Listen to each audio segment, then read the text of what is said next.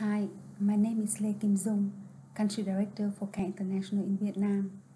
I want to share some thoughts on what is necessary to shift the power in international development. To start with myself, as a Vietnamese woman, I have experienced discrimination in the past. I once was denied a job at a bank because I was not considered pretty enough. Looking back, I found myself lucky that I didn't get that job.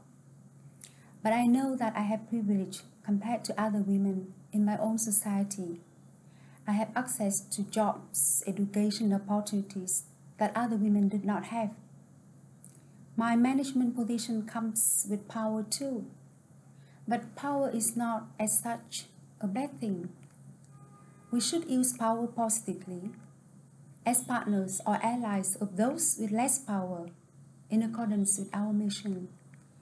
CARE in Vietnam is focusing on long-term positive changes for marginalized groups, especially ethnic minority women in remote mountainous areas and vulnerable women in urban areas, by tackling power imbalance, injustice, and inequalities.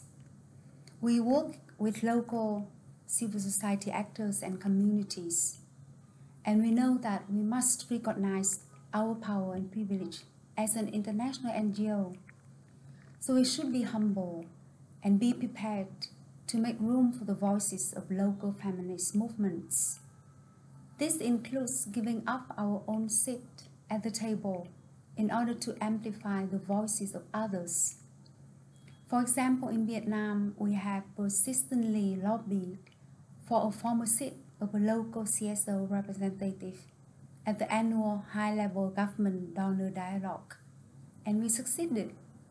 We need to share resources with local feminist organizations, which are the most effective agents in achieving gender equality. Their work is often inhibited by lack of funding, and we should not compete with them for funding opportunities. I know this is hard in the context of resource constraints. Our structures, processes, and systems should enable us to support the more informal movements and actors, because they may be the most effective at affecting change. We should lobby donors to do the same.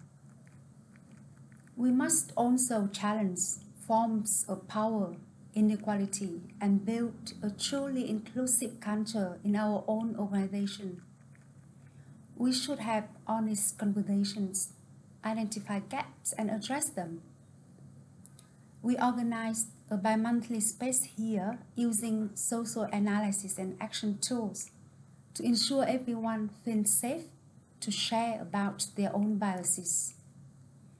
We should have the courage to bring in external and critical voices to understand how our power plays out from the perspective of others.